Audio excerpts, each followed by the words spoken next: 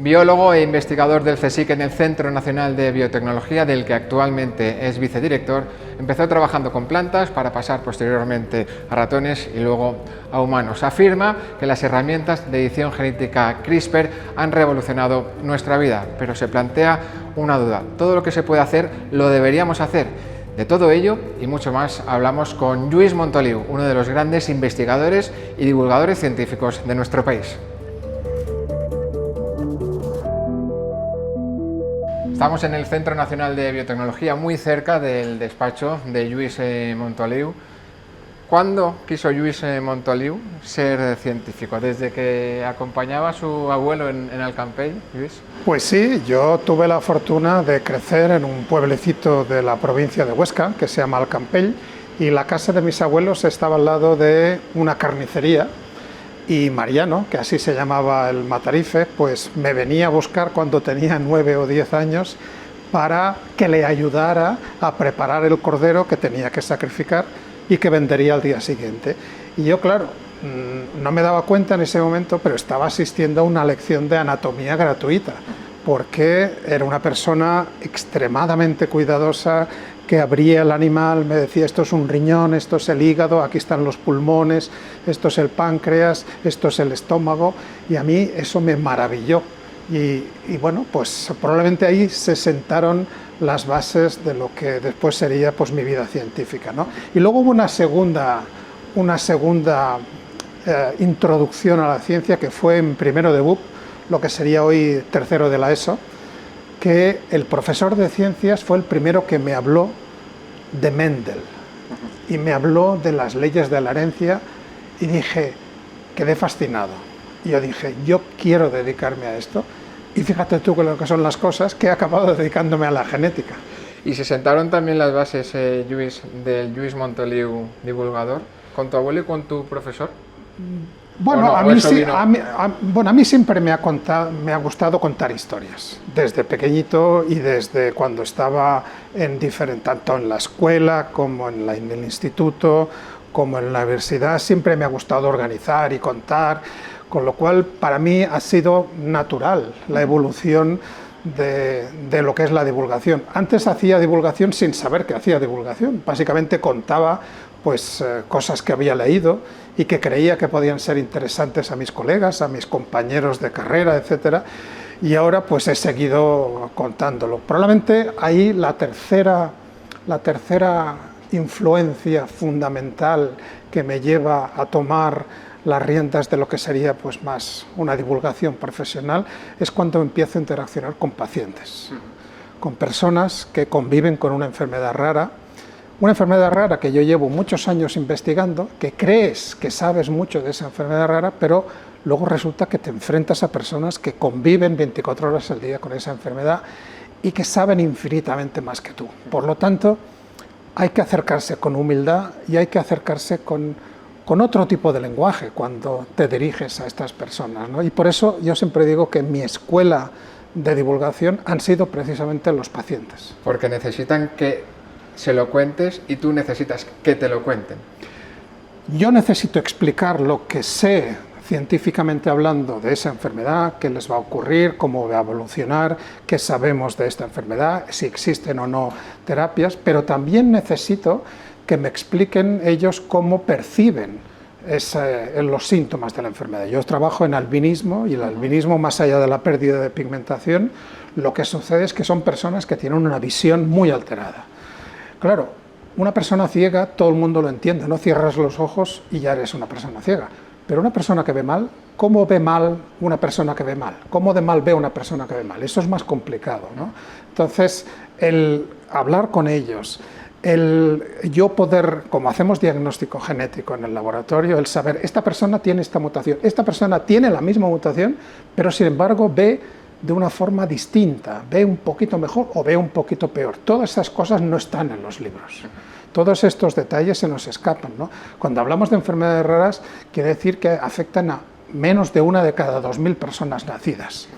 Pero resulta que el albinismo, por ejemplo, es todavía más infrecuente, es 1 de cada 10.000 o 20.000 personas nacidas. Con lo cual, un profesional de la medicina en un hospital, en el mejor de los casos, a lo largo de su vida, pues podrá ver 1 o 2 o 3 personas con albinismo. Yo tengo la inmensa fortuna de conocer a centenares de personas con albinismo. Y eso, de verdad, eso es un conocimiento que no está en los libros, en las publicaciones, porque yo ahí tengo toda la variedad de mutaciones, todos los genes que están alterados, y ellos me enseñan mucho más a mí de lo que yo puedo enseñarles a ellos de la condición genética con la cual conviven.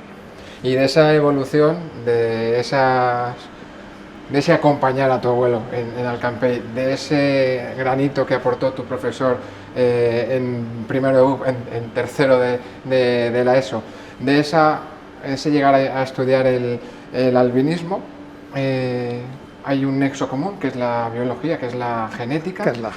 Y hay hoy en día una palabra clave, bueno, un acrónimo, que es CRISPR. CRISPR nos cambia la vida en 2013. CRISPR se publica inicialmente como herramienta de edición en junio de 2012, pero yo creo que la mayor parte de investigadores la descubrimos en 2013, cuando empiezan a publicarse los primeros artículos que la usan como una verdadera herramienta de edición. Nosotros llevábamos años intentando mimetizar, reproducir las mutaciones que veíamos en los pacientes en nuestros modelos animales. Nosotros trabajamos con ratones. Y lo que hacemos es intentar reproducir en nuestros modelos animales pues aquello que les ocurre a las personas. Y esto no lo sabíamos o no lo podíamos hacer. Y llegó CRISPR y empezamos a poder preparar lo que hemos llamado los ratones avatar. Ratones que usamos este nombre de la película esta de ciencia ficción, porque en esa película estos seres azules estaban vinculados directamente a cada uno de ellos con una persona. Y lo que sucede es que nosotros aprovechamos esta metáfora. Yo diagnostico directamente a una persona, sé qué gen y qué mutación está afectada, y ese mismo gen y esa misma mutación es la que transmito al ratón. El ratón lo creamos con la misma mutación que tiene la persona, por lo tanto ese ratón pasa a ser el ratón avatar de esa persona, y experimentos que naturalmente no puedo hacer con esa persona, ahora sí que los puedo hacer con el ratón. Me sirve para entender cuáles son las consecuencias de esa mutación, cómo afecta más o menos a la visión, y me sirve como un modelo para el cual diseñar terapias correctoras, ¿no? Corregir el gen, curar el gen, terapia génica. Es una de las grandes revoluciones. Bueno, CRISPR nos ha cambiado la vida a nosotros y a medio mundo. Yo creo que digo que hay 2 tipos de laboratorios, los que usan CRISPR y los que van a usar CRISPR. O sea, no hay salidas. Si trabajas en biología molecular y trabajas en todo lo que sea manipulación o modificación de ácidos nucleicos, sea ADN o ARN, vas a utilizar CRISPR en algún momento. Son unas herramientas extraordinariamente versátiles en los cuales el límite está en la imaginación de los investigadores. Pues te parece, vamos a uno de esos laboratorios. Venga, y continuamos hablando de CRISPR.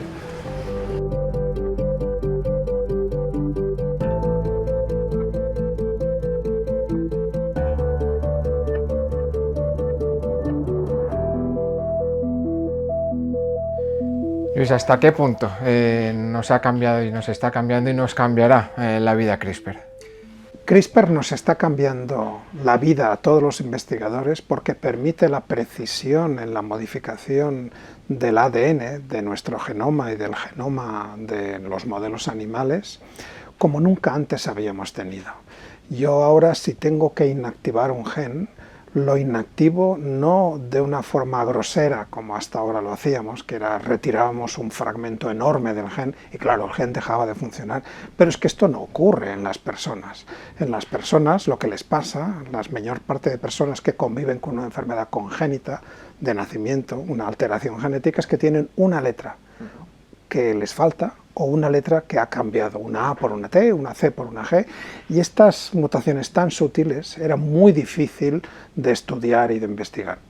Con CRISPR esto se ha convertido en algo trivial, con lo cual ahora podemos hacer mutaciones que reproducen exactamente lo que nos ocurre a las personas, y esto nos permite avanzar muchísimo en saber cómo funcionan los genes y cómo podemos desarrollar estrategias para curar esos genes, para generar terapias génicas. Lo que estamos haciendo, en cierto modo, es utilizar unas tijeras moleculares, Lluís. Estamos jugando al intelecto, estamos jugando al Scrabble, estamos cambiando. Claro, tenemos unas letras y sabemos que nuestro genoma de referencia, el que contiene la secuencia correcta de un determinado gen, es el que tenemos que intentar replicar en la persona que tiene una mutación. Ese gen ahora no está funcionando porque o le falta una letra, o tiene una letra de más, o ha cambiado una letra, y estas pequeñas modificaciones las podemos reproducir con CRISPR y las podemos corregir con CRISPR. Las dos cosas es lo que nos han cambiado la vida a todos los laboratorios que nos dedicamos a biología molecular. No es un corta y pega, es un corta y pega y edita. Es un corta y pega y editar. Y la edición va mucho más allá, porque cuando empezamos a trabajar con CRISPR era lo que llamamos las herramientas de primera generación. Pero en 2016 y en 2019 un investigador de Boston, del MIT, que se llama David Liu, nos desarrolló y nos presentó las herramientas de segunda y de tercera generación, que todavía son más específicas y todavía son más precisas, ¿no? De hecho, las de segunda generación son las que todo el mundo hubiera imaginado que le gustaría haber tenido, ¿no? Son los editores de bases y son los que, cuando tú sabes que donde hay una A tiene que haber una T, o donde hay una C tiene que haber una G, van a esa letra y cambian la C por la G. Eso es fantástico. ¿Y cuáles son los límites, Luis? Decía, va más allá, pero ¿hasta dónde puede ir? Los límites es cómo gestionamos los riesgos de esta tecnología. Como toda tecnología, no es infalible. La tecnología cualquiera, CRISPR también, no funciona al 100% de los casos.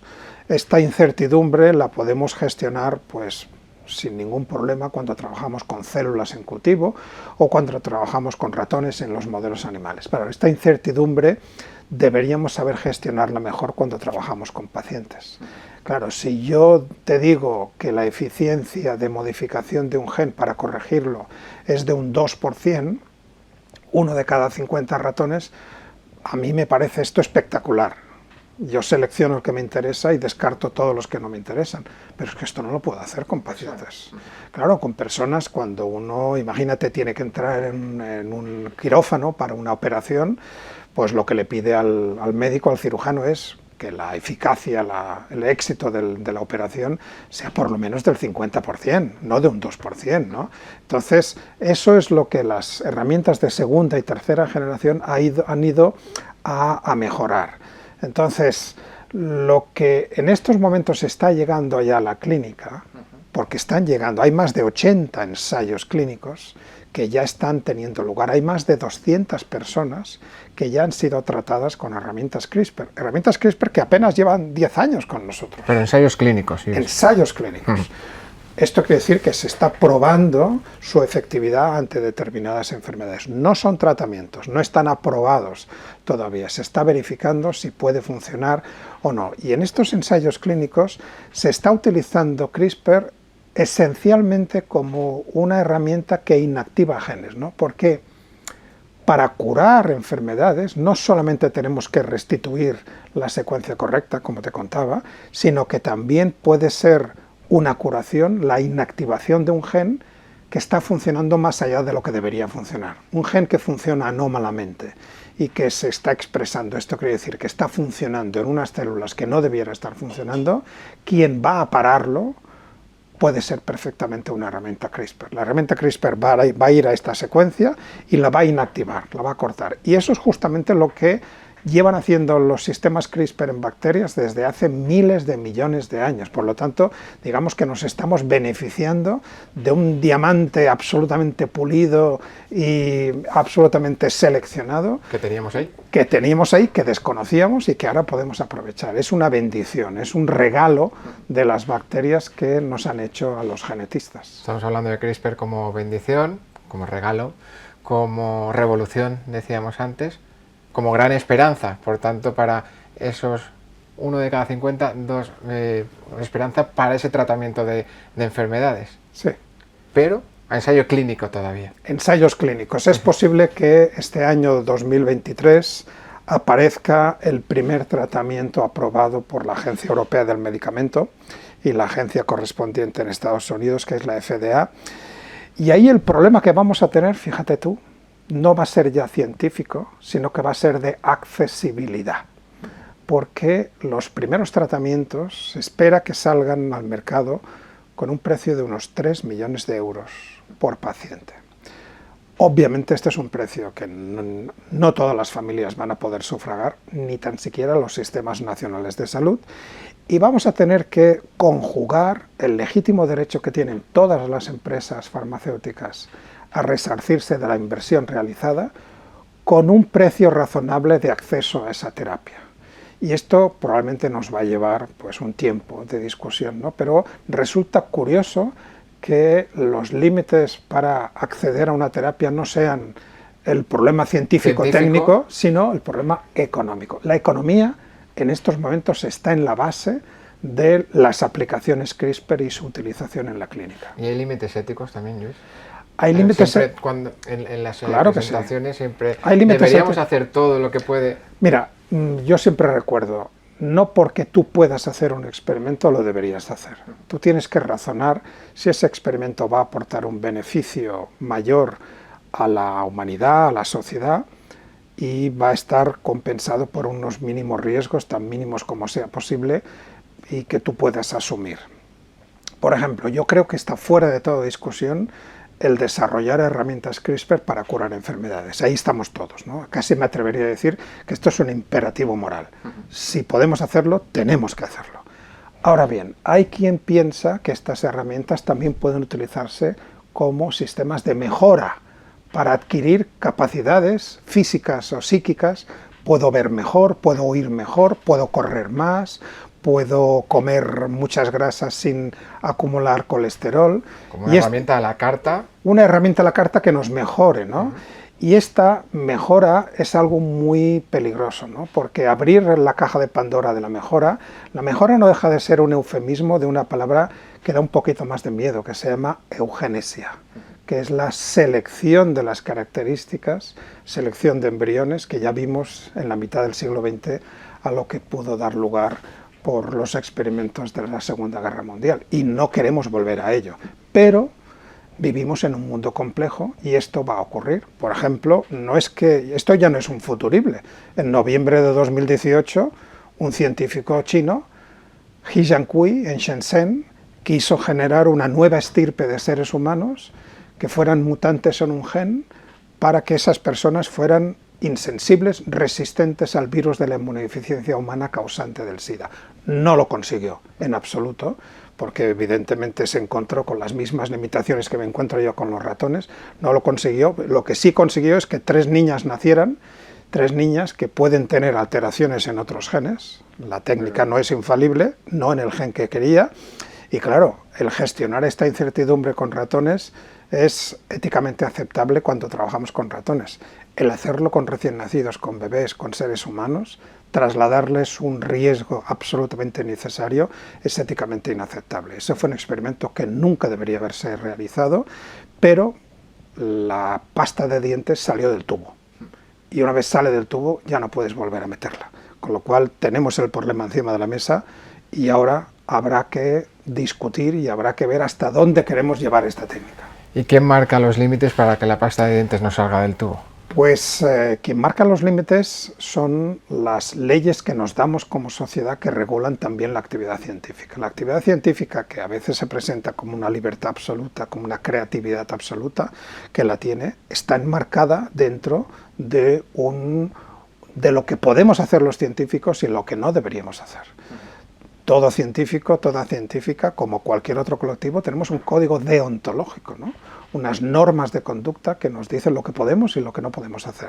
Además tenemos que cumplir una serie de normas, de legislaciones que van adaptándose al conocimiento que tenemos de la técnica. Claro, CRISPR nos ha pillado todos con el paso cambiado, porque ahora hacemos cosas que antes ni podíamos sospechar. ¿Cómo íbamos a legislar de algo que todavía no sabíamos. Uh-huh.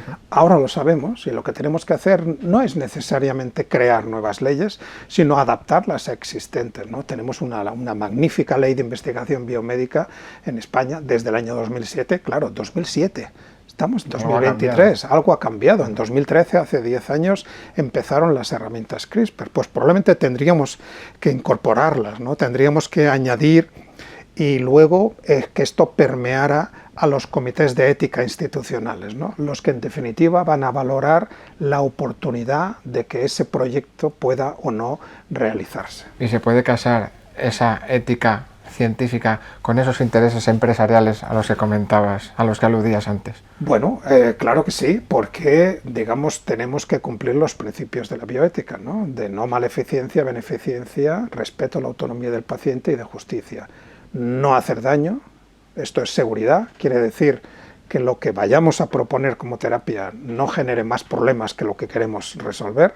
En segundo lugar, principio de beneficencia, que sirva para algo, que sea eficaz. En tercer lugar, que el paciente sea voluntario, que se le pueda explicar qué es lo que va a ocurrir y que acepte participar en ese estudio, lo que se llama el consentimiento informado. Y finalmente, justicia. Justicia en el sentido, en doble sentido, ¿no? Que cuando hagamos un ensayo clínico que puede ser arriesgado, que participen en él todas las personas de la sociedad. No nos vayamos a hacer un ensayo clínico a un país del tercer mundo y cuando sale bien lo administremos a los niños del primer mundo. Esto no cumple el principio de justicia. Y lo que tampoco cumple es, a veces pienso yo, hablando con papás y mamás de niños y niñas con enfermedades raras, ¿qué puede haber peor que tener un niño con una enfermedad rara? Pues sí, puede haber cosas peores. Tener un niño con una enfermedad rara, saber que hay una terapia disponible y saber que tú no vas a poder acceder a esa terapia. Eso es algo que tenemos que resolver. Es el problema de la accesibilidad que comentabas. Ese es el problema de la accesibilidad. Tenemos que poder garantizar que cuando desarrollemos una terapia va a estar disponible para todo aquel que lo necesite. Una de las primeras terapias CRISPR que va a ponerse a trabajar va a ser contra la anemia falciforme. La anemia falciforme es un problema sanguíneo, un problema que es grave, que necesita transfusiones semanales o incluso a veces más de una por semana, que genera grandes dolores y que limita la calidad de vida. Hay 350.000 personas al año que nacen con anemia falciforme, 300.000 de ellas solamente en África. Claro, a 3 millones de euros cada uno de los tratamientos, en estos momentos yo creo que no hace falta decir que a estas personas no les va a llegar este tratamiento. Entonces tenemos que resolver esto, ¿no? Hay investigadores que realmente están pensando en desarrollar tecnologías que permitan abaratar todo el proceso y que permitan llevar la producción de estas terapias al sitio de administración, ¿no? Como por ejemplo se ha hecho para la fabricación de vacunas contra la COVID, ¿no? Que ha sido el mayor experimento mundial al que hemos estado todos expuestos, ¿no? Más de 11.000 millones de dosis se han distribuido y esto es algo que nos debería servir para decir, si somos capaces de vacunar a toda la humanidad o a buena parte de la humanidad, deberíamos ser capaces de resolver aquellas enfermedades para las cuales tenemos terapias. Y si somos capaces de hacer esto, ¿por qué no lo hacemos? Ese es el gran desafío, sería el gran desafío al que se enfrenta CRISPR, por tanto, Lluís, esa universalización o capacidad de acceso para aquellas personas tenemos que desarrollar múltiples herramientas CRISPR, que es prácticamente la mitad de las bacterias y un 80% de las arqueas, que son unos microorganismos primitivos, pues tienen estos sistemas CRISPR, ¿no? Apenas estamos utilizando 3, 4, 5, 6 de ellos, pero hay centenares de miles de estos sistemas CRISPR. No tenemos claro que los que estemos usando sean los mejores, con lo cual hay que pedir ayuda a nuestros compañeros microbiólogos para que nos ayuden a descifrar y a identificar nuevos sistemas CRISPR en otras bacterias que incluso pueden ser mejores que los que conocemos hoy en día. Y una vez hayamos hecho esto, se trata de poner esos sistemas CRISPR experimentales, convertirlos en un medicamento, convertirlos en una terapia. Y eso quiere decir que sean seguros, que sean eficaces y que cumplan la función para la cual fueron diseñados. Estamos hablando de una tecnología en la que hay un investigador español que es clave. Estamos hablando de Francis Mojica. Vamos a aprovechar para hablar del binomio ciencia y España. Vamos a preguntarte por tu diagnóstico en este caso. ¿Qué gen habría que editar para que ese binomio sea mejor? Pero lo hacemos en un minutín.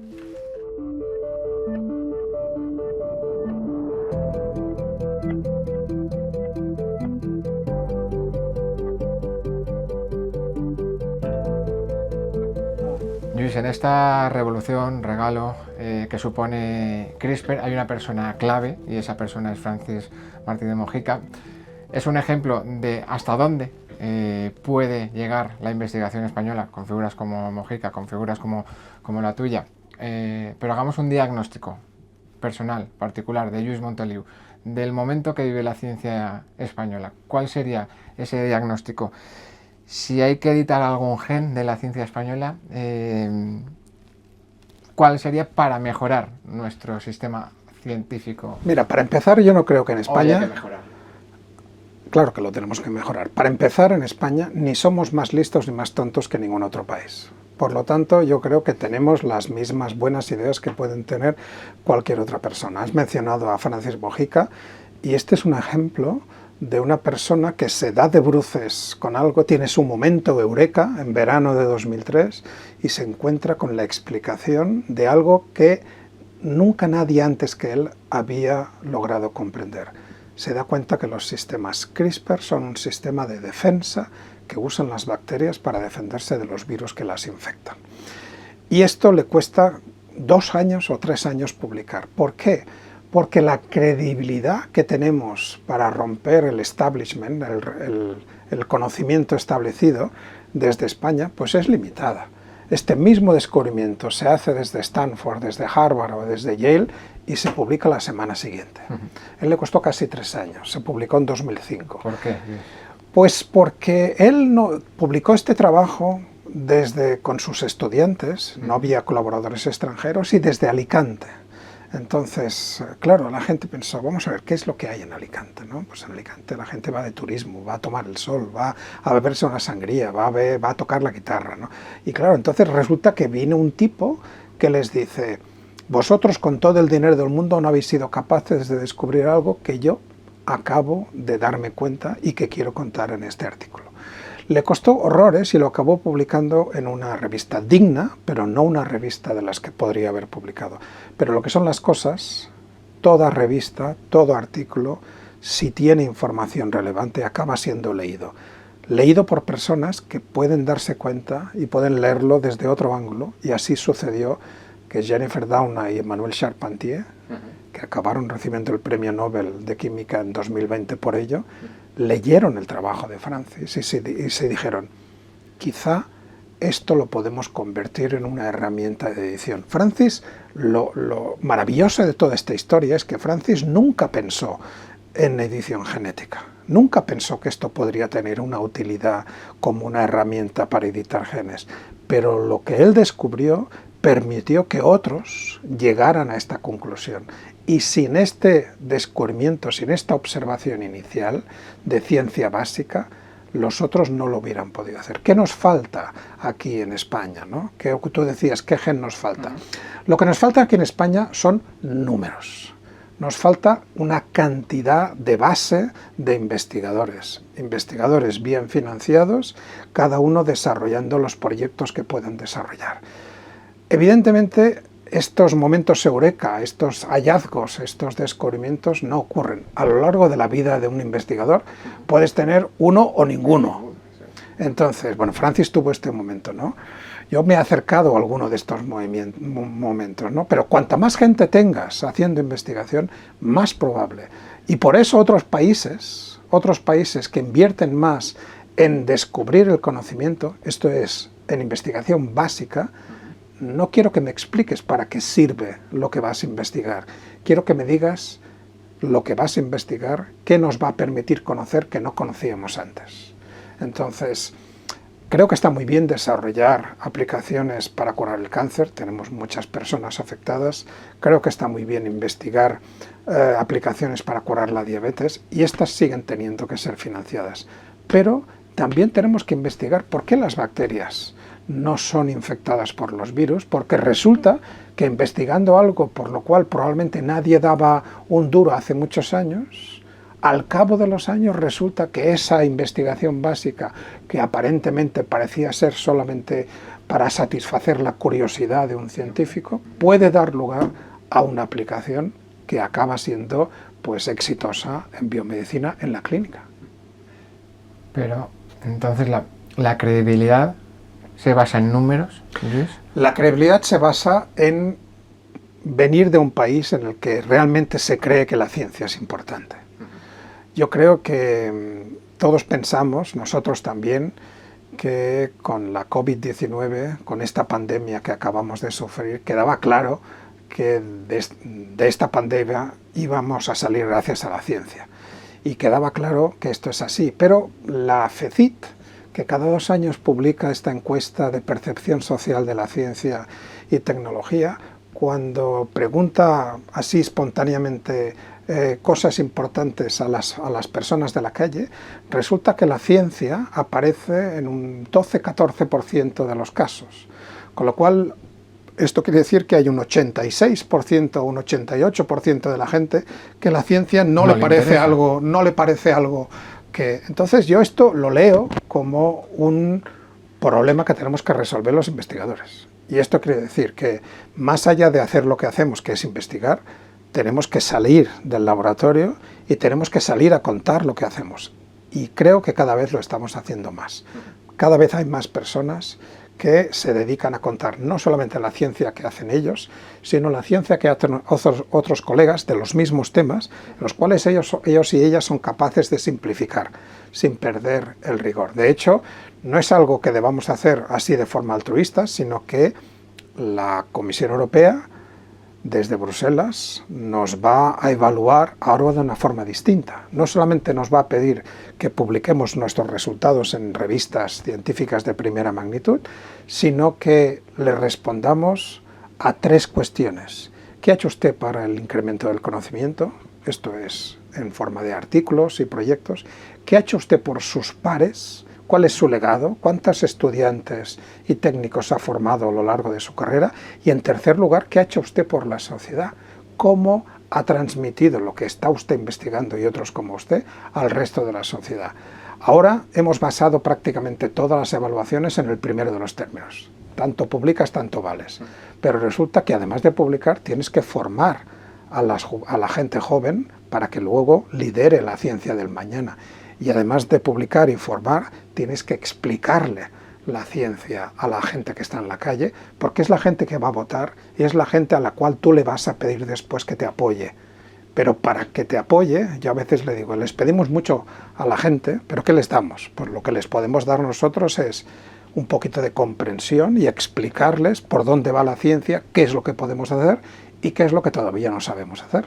Hay que contar mejor todavía la ciencia para que ese porcentaje no sea del 12%. Hay que contar mejor, que ha mejorado mucho. Hay que contar mejor y hay que lograr llegar a grupos de personas a los cuales no llegamos, ¿no?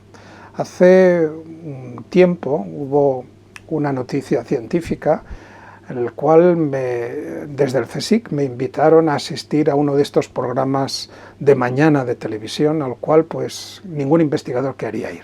Era un programa, magazines de mañana, en los cuales pues, dices, ¿qué hago yo aquí, no?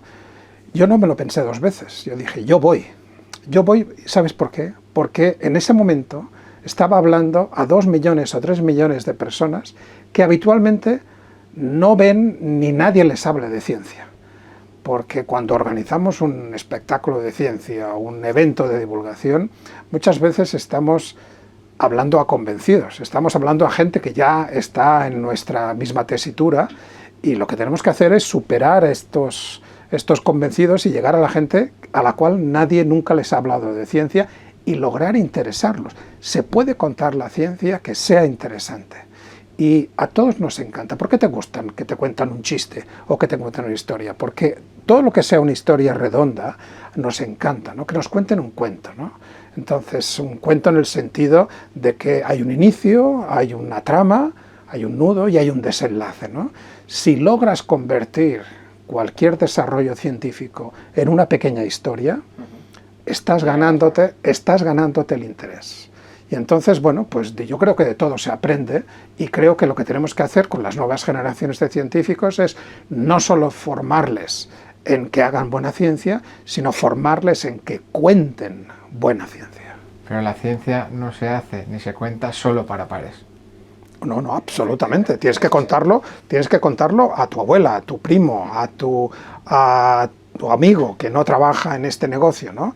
Y tienes que utilizar palabras que no tienes que infantilizar la historia. No se trata de contar una historia infantil, se trata de hacerla asequible.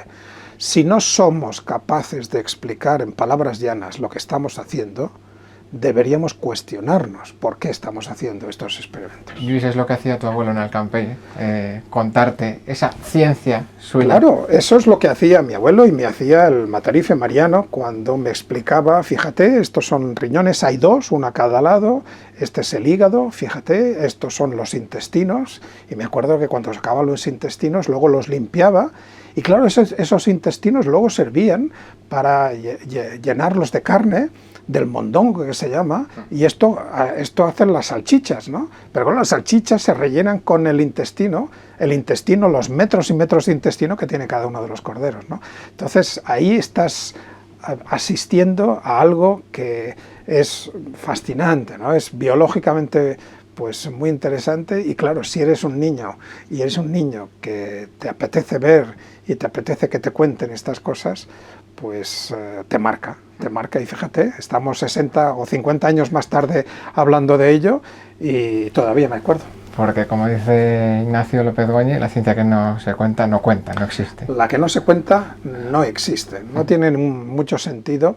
Por eso Francis, cuando descubrió que los sistemas CRISPR eran la manera que tenían las bacterias de luchar contra los virus, lo quiso contar. Él se dio cuenta que esto era algo muy, muy relevante, pero no consiguió convencer, ¿no? Probablemente después, fíjate lo que son las cosas, se ha encontrado por el camino, se ha encontrado a personas que revisaron estas primeras versiones y le han pedido perdón a Francis, porque no se lo creían.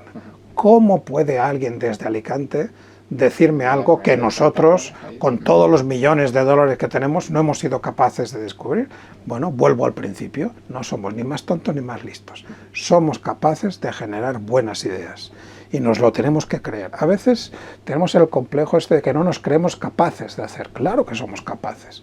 Somos capaces en este país y de hecho yo creo que hacemos milagros, ¿no? Hablaba el otro día con un representante europeo de familias de enfermedades raras y me decía: si sois capaces de hacer la ciencia que estáis haciendo con los exiguos presupuestos que estáis recibiendo, realmente sois capaces de hacer cualquier cosa, porque si tuvierais la financiación que necesitarais, España estaría liderando, porque estamos nosotros haciendo una optimización de los recursos que ni te cuento, ¿no? Un poquito de equilibrio financiero, ¿no? Es el que hay detrás. Claro. Y estamos hablando de unas cantidades de dinero que no son tan extraordinarias. Estamos hablando de centenares o de unos pocos miles de millones de euros, que así dicho suenan a mucha cantidad de dinero, pero cuando las dividimos y distribuimos para todas las disciplinas y para todos los centros de investigación, pues resulta que esto va disminuyendo, ¿no? Pero estas pocas cantidades de dinero realmente son la diferencia entre un país que invierte en ciencia y el que no. Los países ricos no son ricos porque trabajan en ciencia, ¿no? Son ricos porque están invirtiendo en la ciencia, ¿no? Y esto es lo importante. No parece tan complicado, pero bueno, pero gracias a vosotros y a este tipo de entrevistas y a este tipo de vídeos, pues uno piensa que alguno de estas personas que vea estos vídeos se dará cuenta de que quizá hay otra manera de invertir los dineros de los presupuestos generales del Estado. Hay muchos gastos que hay que satisfacer, pero también los de investigación. A ver, Laila, Lluís Montoliu, muchísimas gracias por habernos atendido, por compartir con nosotros contar la ciencia tan importante, por descubrirnos orígenes y hacia dónde va esta tecnología tan revolucionaria como es CRISPR, y desde este lado Desde este también seguiremos contando la ciencia, como dice López Goñi, en la que no se cuenta, no cuenta y no existe. Gracias a vosotros.